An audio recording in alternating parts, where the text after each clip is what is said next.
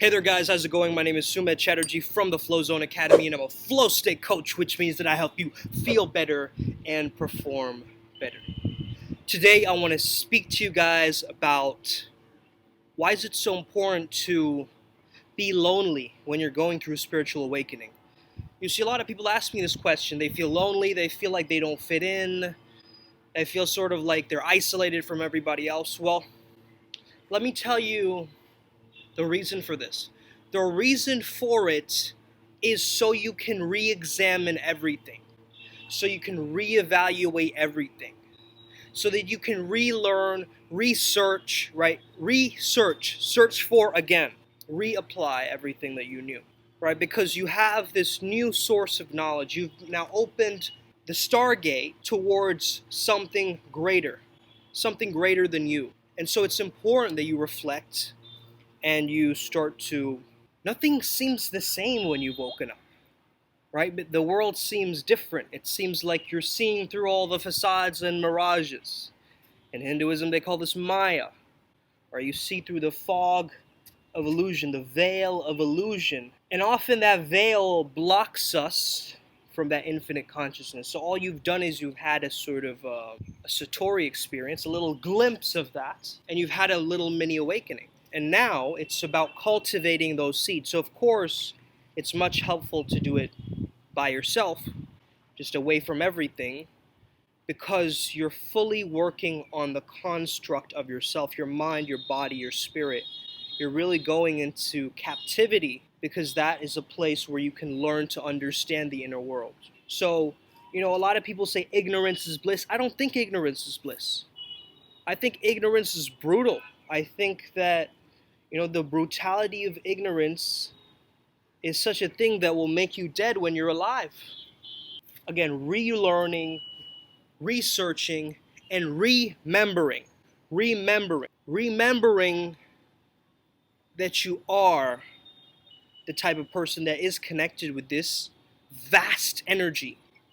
And you're not just in this meat suit, right, doing this physical 3D human thing. Though that sometimes might be necessary for you to tap into that, it is not the only thing. We get stressed out because we feel that, our projection on this reality is all that there is. But there's so much more than that. There is infinite quantum possibilities that we can explore here. So it shifts our relationships in a way, right? We've spent most of our life looking outward at, okay, how can I get a good grade? Outward. How can I get a good job? Outward. How can I get married? Outward. All of that is outward.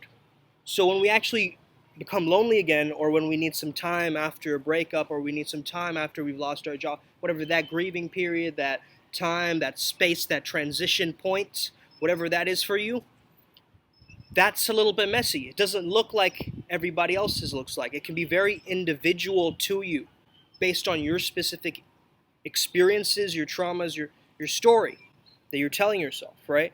Now, that does not mean stay at the junction point forever either, right? It doesn't mean that you keep staying in the limbo because you're in this comfort zone. It's also about leaning into the discomfort, and that's a huge element of the awakening process too.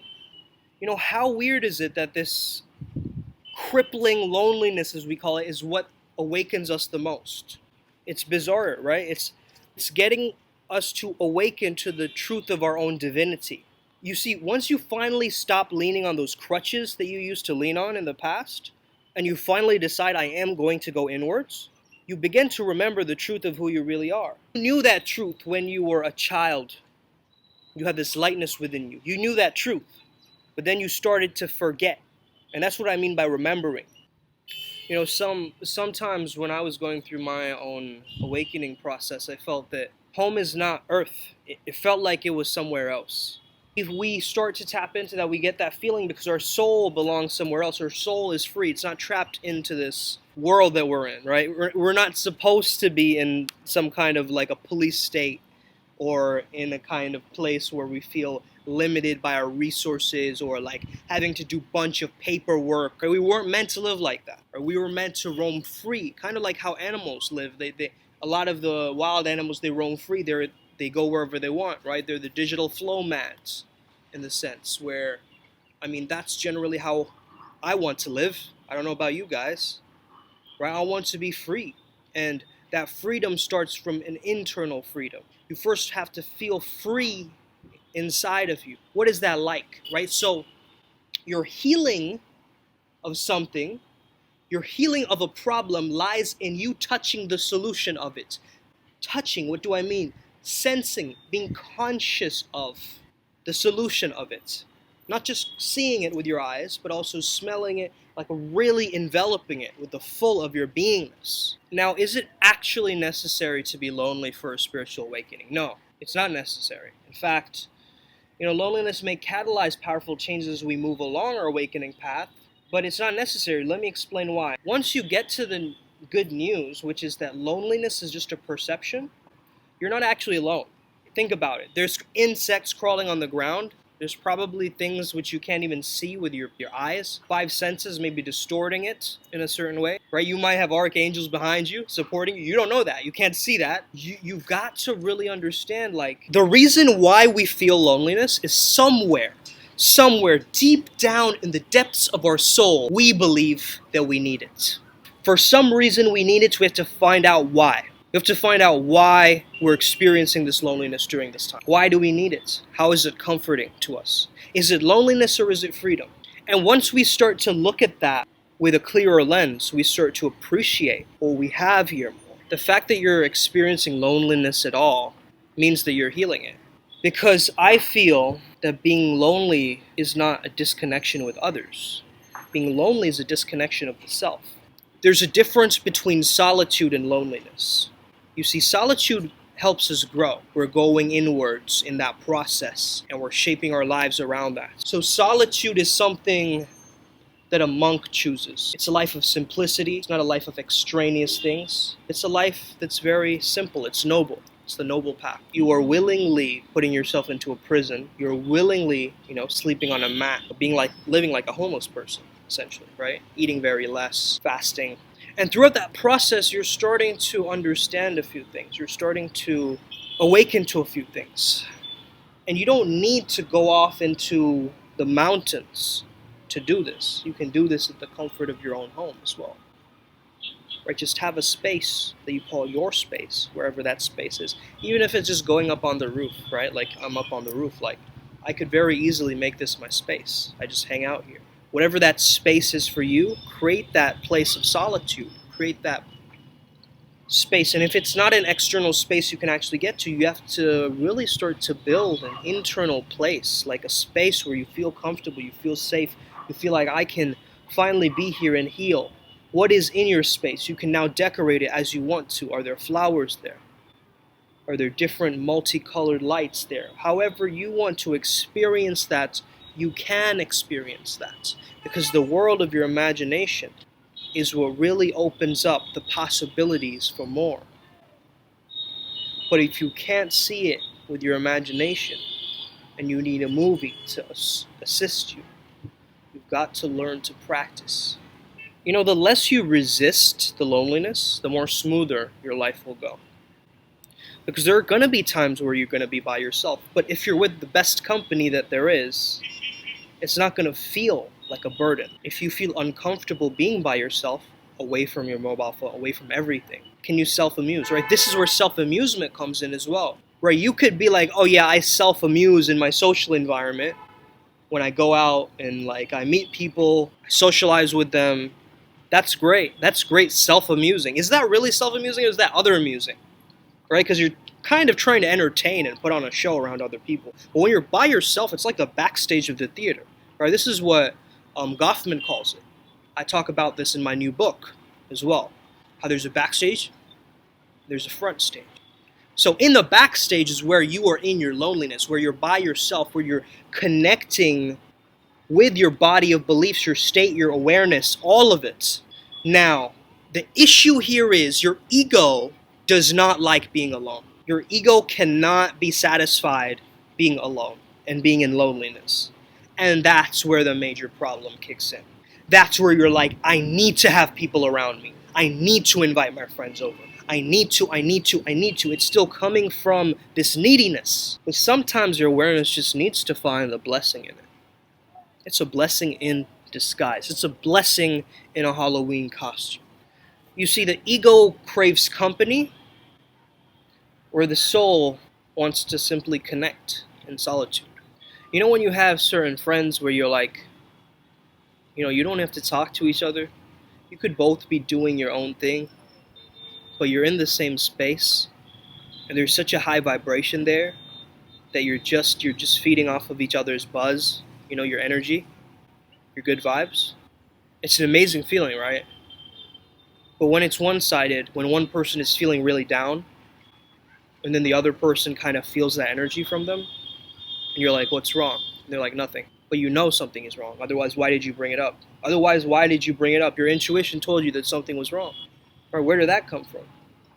It could be maybe something coming from you as well. Like maybe something's wrong with you, and so you bring it up as a projection onto another person, but then it could very easily be that person's energy that you sensed. When you walk into an environment and you're like, something seems off here. I don't want to go to this place. This restaurant seems weird. It's got a weird vibe to it. That's your intuition again. And intuition can sometimes be very skewed by our past experience, that's for sure. However, just having that little bit of discernment can help us. There's a difference between intuition and discernment, right? One is a much more masculine energy, one's more of a feminine energy. We've got to have both, right? You see, a lot of problems happen because we have a rigidity in thinking about them. We feel that loneliness has got to look in this way, right? And we have this idea based on what loneliness looks like, right? It's like, oh, if I'm single, I have to eat like a bowl of Haagen-Dazs and watch romantic comedies in front of my TV. The TV is teaching you that, my friends. Your loneliness reality does not have to look like that, right? You could be doing whatever you want. You could be playing Wii Sports, right? You could be like, doing jumping jacks. Right? Whatever you want, that's what you get to decide to do in your reality. And don't let somebody else say that just because you have to do it like this and this and this and this.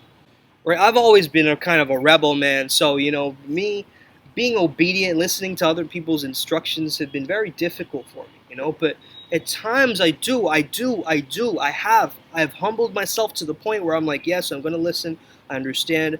Totally. But then there's also this level of me that knows, and there's a self-reliance there. And as, the mystic in terms of my own, archetypes, I really fall into the line of the mystic, right? And the mystic is a person who has all the tools. They have lots of the resources. But when it goes too far, it starts to step into the shadow side. And the shadow side is a little bit like giving unsolicited advice. Like, obviously, I'm not forcing you guys to watch these videos, right? But I tend to give people all sorts of advice, like just like that, right? Even when they don't ask for it at times, too. Just noticing that and noticing when my energy goes into the overwhelm of the mystic, where I am feeling that I'm a master already. I don't need to be a student anymore. I know this. I'm an expert at this. Right? I feel like I'm an expert at flow. There's still so much for me to learn in terms of flow, right? But I am an expert at it. It is true, but then it's also not true. You see? So it's this ability to weave between the conscious incompetence of knowing that I don't know, but also the unconscious competence of like, yeah, I know that I know this, and the fact is I'm going to keep improving until it becomes second nature to me. Right? So weaving in between those is really what tends to happen in a lot of our journeys. Also, when people come into our lives, they teach us certain things, even for a brief encounter, a brief moment, a period of time where you see someone, you know someone, you recognize someone, and you're like, hey, I recognize you. You've taught me this. Forget what has hurt you, but also don't forget what it has taught you. What does truth want for you? What does it want to communicate and pull through you? Man, you know one thing that helps my loneliness, guys? Going on walks. Going on walks. The internal process, it puts you in a low-grade flow state, and you just get this amazing feeling afterwards, where you're getting insights, or maybe even you're ingesting an audiobook or something, right? Even in those times. I'm trying to sort of step away from being kind of like an information hound, right? And just slowly being able to chunk myself down to a few books that I really start to pull from. I do that at times, right? I have a lot of books, but just being able to, go with a few of them and, just quietly listening, just feeling things deeply and honestly. Because that's where the true healing happens. When we can notice it, smile, not resist it, notice where it's placed in our bodies, in our minds. You'll do everything until there's nothing more to do. Man, look at the sunset. This is beautiful, guys. Wait, let me just show you guys this.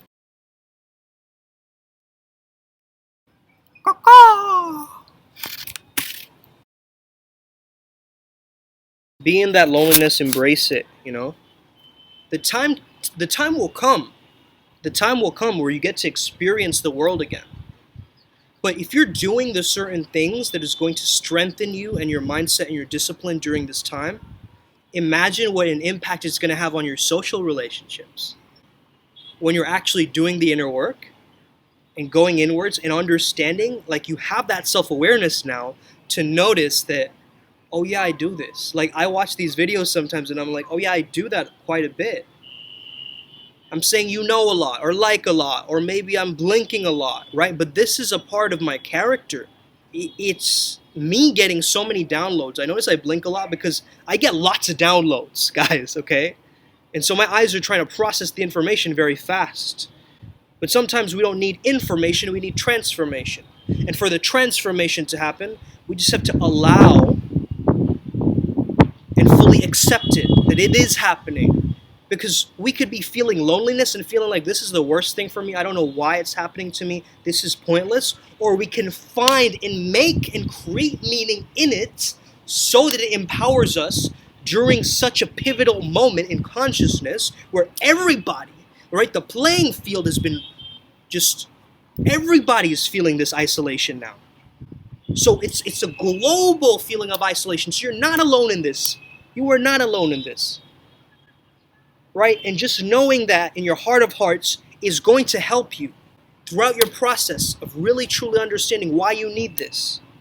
It's a deep topic. I can't cover, all of this in this video, obviously, but there's a certain kind of a protocol for this.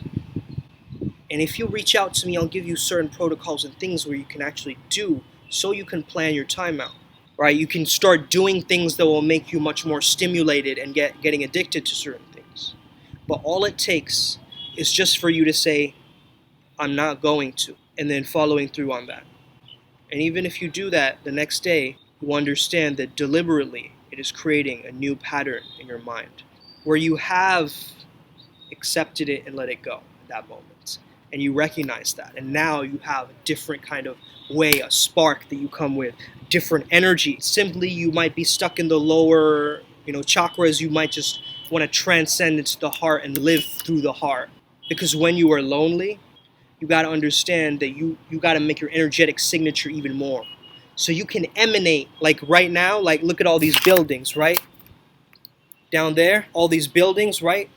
Like my energy is emanating right now across to all of these people in all of these buildings, right? And they can feel my energy, they can feel my frequency, even if they don't feel it very close to me right now. If I set a positive intention, if I get into a higher vibration, I'm actually impacting the world around me. So, hey, I'm doing it for Kolkata. Wherever you are right now, do it for your place, because your place needs that from you.